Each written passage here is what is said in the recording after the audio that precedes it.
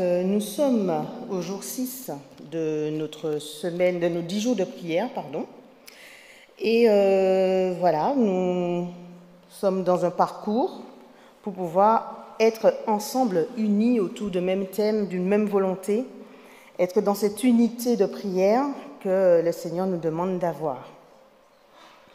Alors je vais vous inviter à prendre avec moi pour réfléchir un texte qui se trouve, enfin en tout cas un verset qui se trouve dans Galates 6, verset 9. Si quelqu'un peut lire à haute voix.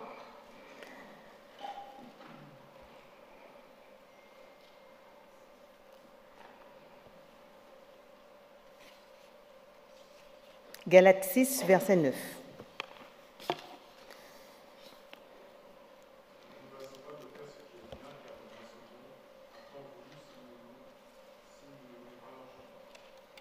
D'accord, merci beaucoup. Est-ce que quelqu'un aurait une autre version?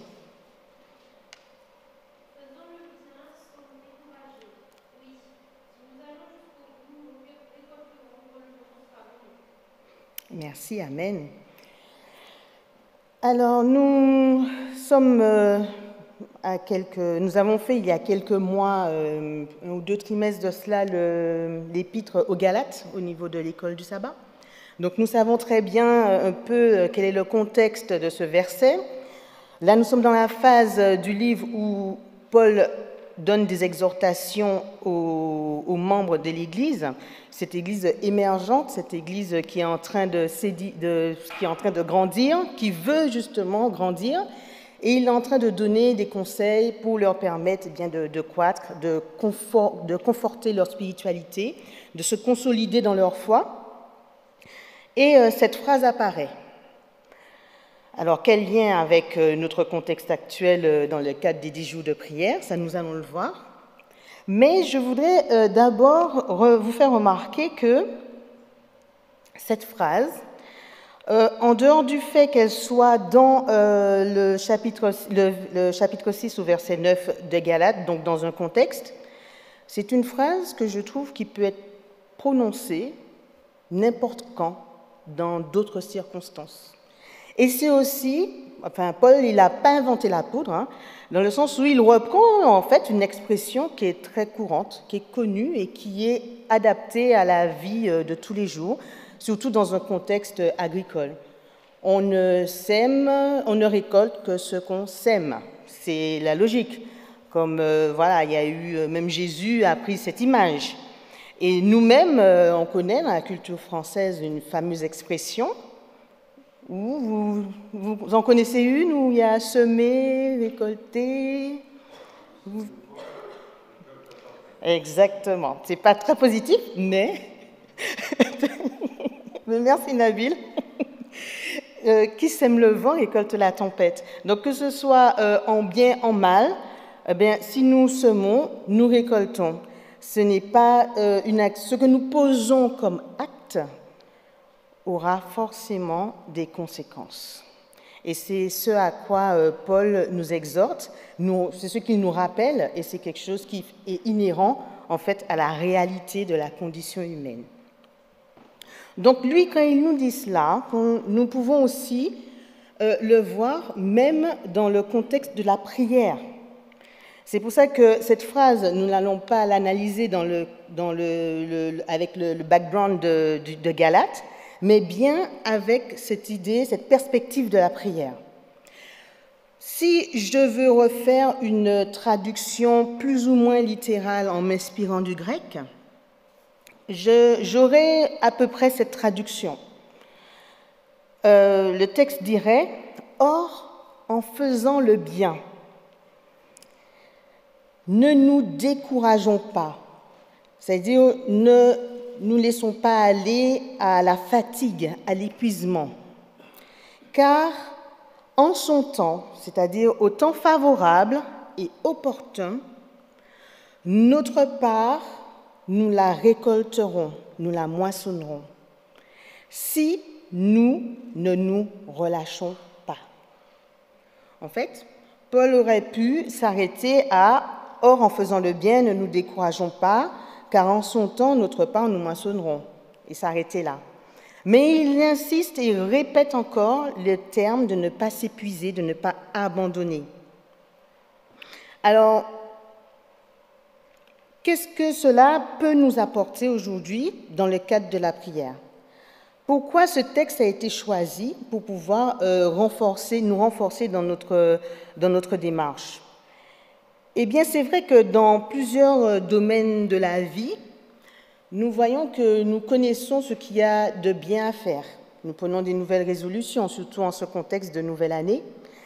On décide de faire les choses mieux, en mangeant mieux, en faisant du sport, en choyant nos relations, en entretenant nos amis, nos familles, en ayant peut-être de meilleurs objectifs professionnels. Et ça, on sait que ce sont des choses qui sont bien. C'est rare de voir des personnes dire « cette année, je vais être très mauvaise, je vais voler mon patron ». Non, on sait ce qu'il y a de bien à faire. Eh bien, c'est pareil, dans le cadre de la prière, nous savons que prier, c'est quelque chose qui est bien. Et ça, c'est quel que soit, même dans le milieu, dans le monde, on sait que la prière, c'est quelque chose qui apporte, qui fait du bien. Et justement, on comprend aussi qu'avec la prière, nous avons aussi une certaine posture à avoir. Et là, j'ai envie de partager le fait que nous avons peut-être une routine, c'est vrai, qui est bien, mais cette routine peut devenir lassante. Elle devient tellement répétitive et fade, tellement nous avons aussi l'impression de prier, de ne rien voir changer, que c'est là que nous pouvons être à même de nous sentir découragés, comme nous le dit, comme le pressent un peu Paul en nous conseillant de ne pas parvenir à ce point-là.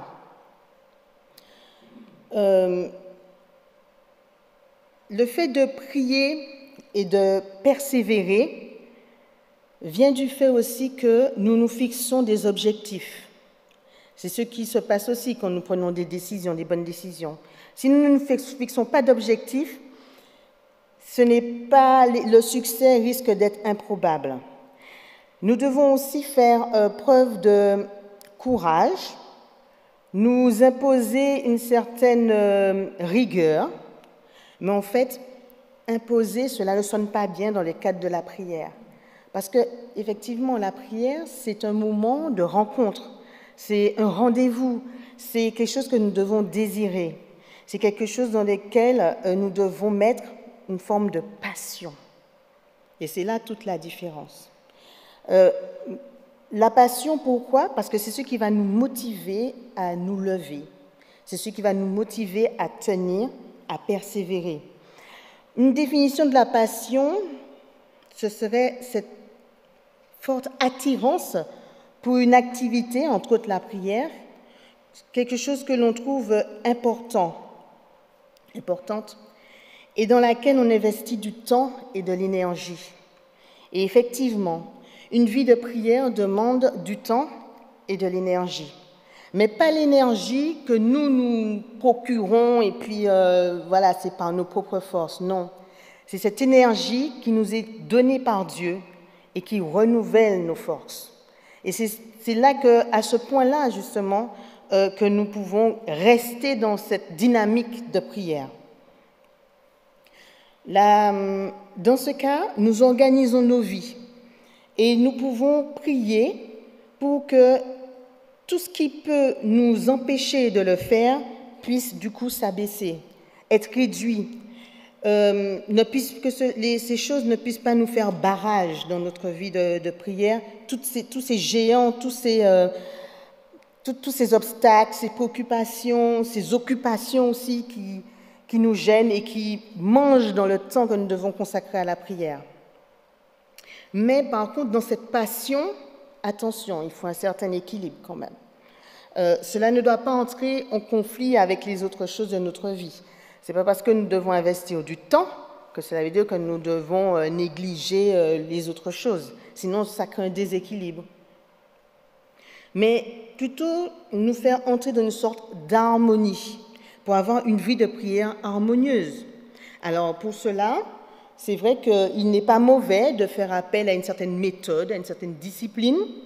Pourquoi pas s'aider de personnes qui ont été inspirées, de livres, des psaumes, comme nous voyons ce trimestre, pour nous aider à ne pas voir cet exercice comme quelque chose de fastidieux, de douloureux, de pénible. Parce que si nous sommes convaincus que la prière est quelque chose d'important pour fortifier notre relation avec Dieu, alors le résultat que nous aurons, ce sera une forme de bien-être, d'élimination du stress, parce que nous aurons mis notre confiance en quelqu'un, en une force suprême, et nous aurons aussi notre foi qui sera révigorée. Nous aurons aussi accès à la source illimitée de cette puissance spirituelle que Dieu nous accorde, et cela nous permet également de pouvoir résister à la tentation. Alors, si, comme moi, vous voulez avoir une vie de prière qui soit dynamique, qui soit remplie de passion, de détermination, qui rende ce moment unique et non routinier, alors je vous invite à prendre les paroles avec moi, en tous les cas à assimiler les paroles de cette prière de Patricia Wilson. Elle dit dans sa prière, « Fais-moi ressentir ta force, Seigneur, le pouvoir de ton Saint-Esprit revigorant mon corps fatigué, l'énergie de ton amour se déversant au plus profond de mon être, la joie de ton salut débordant de mon cœur. Prends ma lassitude, ma fatigue et cette sensation de lourdeur, que mon esprit soit libéré. Remplis-moi au contraire de joie et d'enthousiasme. Renouvelle mon dynamisme pour les tâches que je dois réaliser. » Et Ellen White qui nous dit dans le livre de Patriarches et Prophètes à la page 179 que les plus grandes victoires remportées par l'Église de Jésus-Christ ou individuellement par le chrétien ne sont pas dues au talent, à l'éducation, à la richesse ou à la faveur des hommes. Ce sont celles que l'on obtient dans la prière solitaire, face à face avec Dieu, par une foi fervente et inflexible qui se cramponne éperdue à la puissance du Très-Haut. Alors je souhaite à chacun de pouvoir entretenir une vie de prière remplie de passion, remplie de détermination, remplie de renouveau spirituel et remplis du salut et du Saint-Esprit. Dans le cadre des 10 jours de prière, les thèmes et les sujets qui nous ont été soumis sont les suivants. Nous allons prier pour que le Seigneur suscite des prédicateurs vaudois. Vous connaissez l'histoire des Vaudois, donc audacieux et courageux comme les Vaudois, mais de notre temps, du temps moderne, prêts à le servir dans des endroits difficiles. Nous pensons aussi pour nos membres adventistes qui sont persécutés ou emprisonnés en raison de leurs croyances. Et aussi, nous en profiterons pour faire monter nos demandes personnelles. Nous pouvons nous mettre en groupe de 3 pour pouvoir présenter ces sujets au Seigneur. Et ensuite, je conclurai par une prière.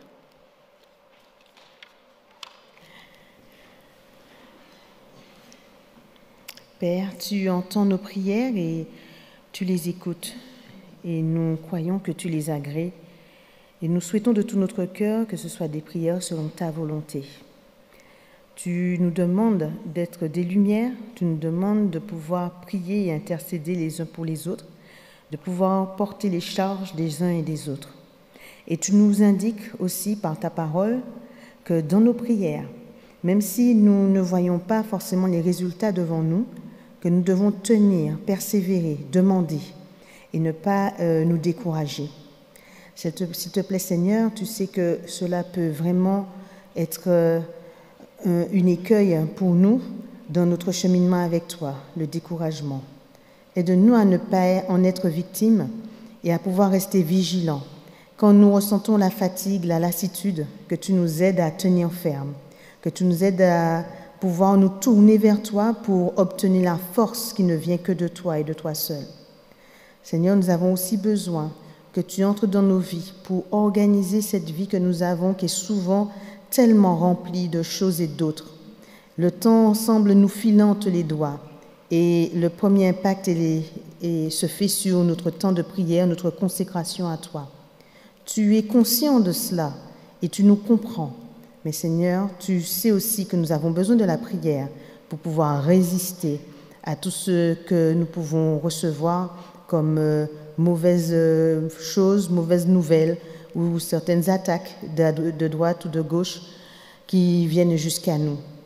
Et nous te demandons, Seigneur, cette force, nous te demandons cette protection, cette cuirasse, cette armure que nous ne pouvons obtenir que par la prière.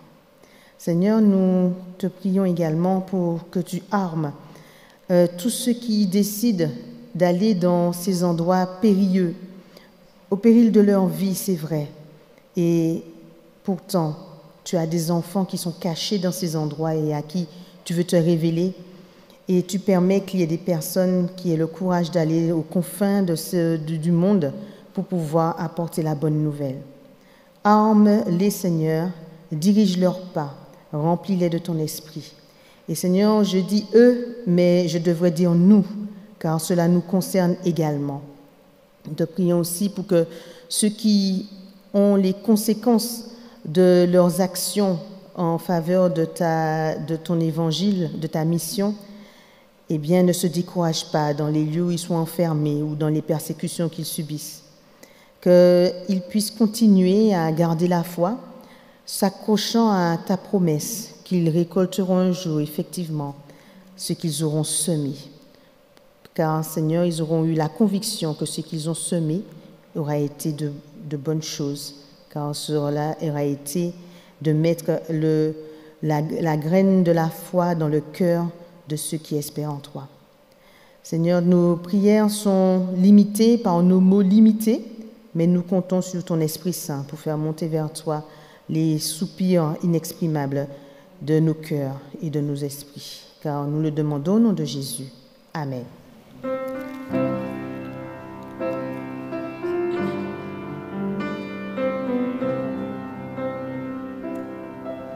Je l'ai à tes pieds mes fardeaux. Devant toi je dépose tous mes soucis.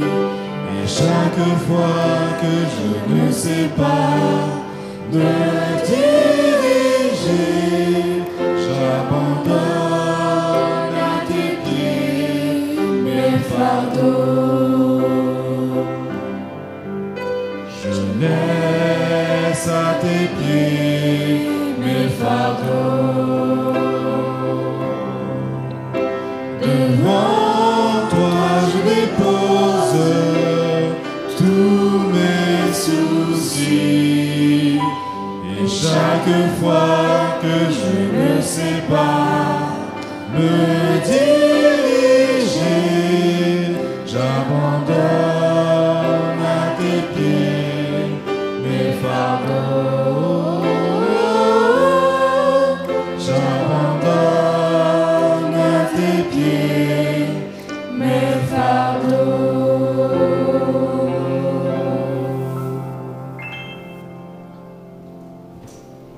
Alors que nous allons nous retrouver à l'issue de cette réunion à l'arrière pour pouvoir fraterniser ensemble autour d'une collation spécialement préparée pour vous, je voulais vous laisser avec la parabole de la veuve et du juge inique pour pouvoir illustrer ce que nous avons tenu en cette soirée.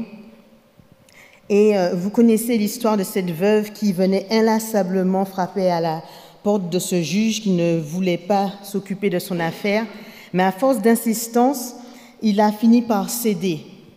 Et je m'en vais vous lire les derniers versets de cette péricope qui va de Luc 18, verset 1 au verset 8, où il dit comme ça. Le Seigneur ajouta, « Entendez ce que dit le juge injuste. Et Dieu ne ferait pas justice à ceux qu'il a choisis alors qu'ils crient vers lui jour et nuit? Il les ferait attendre? Je vous le dis, il leur fera justice bien vite. » Que Dieu garde nos cœurs avec cette promesse. Bonne soirée à tous.